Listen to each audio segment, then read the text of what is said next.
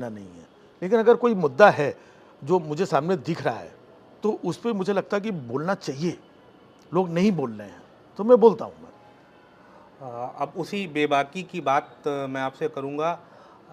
मैं आपसे सीधे सीधे पूछूंगा, आप मोदी जी के पीछे क्यों पड़े रहते हैं? ये आप कोई सीधे सीधे नहीं पूछ रहे हैं, है ना।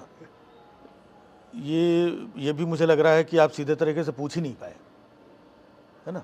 क्योंकि अगर सीधे तरीके से पूछा जाए, हु इज मोदी, कौन है मोदी, आप ये भी बोल सकते हैं कि देश के प्रधानमंत्री के बारे में आप ये कर सकते हैं। तो मोदी जी ने अपने नाम से देश को पर्सनलाइज भी कर लिया है। मोदी जी खुद को देश समझने लगे हैं, उनके समर्थक मोदी जी को देश समझने लगे हैं। वो प्रधानमंत्री हैं। एक केंद्र सरकार होती है, एक प्रधानमंत्री होते हैं, जो पिछले 75 सालों में 76 सालों में बहुत सारे लोग आए गए, अपना काम किया। और प्रधानमंत्री की आलोचना करना किसी मुद्दे पे, किसी भी चीज़ों में, क्या गलत है या अलोकतांत्रिक है? वो तो कहते हैं कि मैं तो आलोचना का स्वागत करता हूं और मैं तब के आया हूं, मैंने अपनी पीठ मजबूत कर ली है। झूठ बोलते हैं वो, ये पूरे देश को मालूम है। और इन्हीं चीज़ों से तो हम लोगों को बोलने का ये मिलता है। इसमें से जितनी 3 चीज़ें 4 चीज़ें आपने बोली, इसमें से कौन सी बात सच है?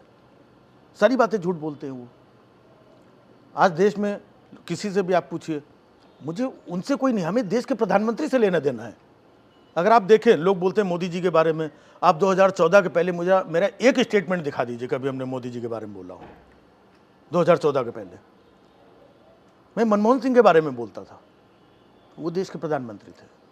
मैं प्रधानमंत्री के बारे में बोलता हूँ क्योंकि वो जिम्मेदार पद पे बैठे हैं, वो बहुत सारी बातें करते हैं, उससे हमको बहुत सारा बोलने को, कहने को मौका मिलता है। आप बाबा जी के बारे में भी बोलते हैं। हाँ, अभी आप कानपुर गए तो आपने एक वीडियो डाल दिया बाबा जी के नाम पे। हाँ। क्या आपको बाबा के बुलडोजर से डर नहीं लगता है?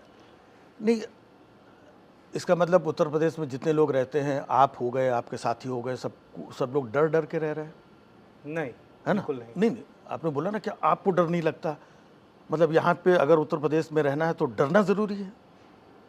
कि हमने ऐसी सरकार चुनी है कि हम डर के रहें? ये हमारे चुने हुए, जनता के, पब्लिक के चुने हुए नुमाइंदे हैं। इनसे हमें बेखौफ होना चाहिए। ये हमारे रक्षक हैं। हमारा ख्याल, हमारे समाज का, प्रदेश का चीज़ें करना, और हम इनसे डरें? अगर ये डरने वाली बात कर रहे हैं आप, it means something is wrong. डराने का काम कौन करता है? एक हमारा चुना हुआ प्रतिनिधि, मुख्यमंत्री, जो हम सबके लिए, हम सबकी सहूलियत के लिए है, बेहतरी के लिए, रक्षा के लिए। और अगर आपको लग रहा है कि उससे डरना चाहिए तो आप भी गलत सोचते हैं, गलत मैसेज दे रहे हैं, है ना। हमें तो ये कहना चाहिए कि हमें अपने सरकार से, अपने मुख्यमंत्री से, अपने प्रधानमंत्री से, अपने चुने हुए नुमाइंदों से, किसी से डरना नहीं चाहिए। जो भी बात है इनसे खुल करके करनी चाहिए, हमें ये करना है। और रही बात, चाहे वो योगी जी हों या मोदी जी हों या केजरीवाल जी हों, कोई भी हो, हमारा व्यक्तिगत किसी से कहीं कोई रहा नहीं है। मैं पहले की जो पूर्व की सरकारें थी, आप देखिए ना, यहाँ पर सपा की सरकार थी, सपा की सरकार के ऊपर मैंने क्या क्या हास्य व्यंग्य नहीं किए हैं। हम लोग मिमिक्री करते थे स्वर्गीय मुलायम सिंह यादव जी की, हंसाते थे उनका नाम, उनकी भाषा, उनके बोलने के तरीकों को लेकर के। अखिलेश जी के ऊपर हमने कितने वन लाइनर्स और टीका टिप्पणी कितनी की, लालू जी के ऊपर की, मनमोहन सिंह जी को लोग क्या क्या नहीं बोलते थे देश में, एक प्रधानमंत्री के ऊपर ऐसे ऐसे जोक बोलते थे। तो आज मैं जो काम करता हूं, मेरा काम है हास्य व्यंग लिखना, बोलना, परफॉर्म करना, तो मेरे काम पे पहरा बैठाया गया है। मेरे काम पे आपके काम पे पहरा बैठा दिया गया है? नहीं, आप कह रहे हैं ना कि आपको डर नहीं लगता, इट मीन्स ये पहरा है ना। मैं आपसे पूछ रहा हूँ। नहीं, जैसे आप पूछ रहे, मैं आप पर्सनली आपकी बात भी नहीं कर रहा हूं, मैं जैसे आप पूछ रहे हैं, ऐसे बहुत सारे लोग पूछते हैं। ये सवाल उनके मन में कहां से आता है? इसका मतलब प्रदेश में कुछ तो गड़बड़ है।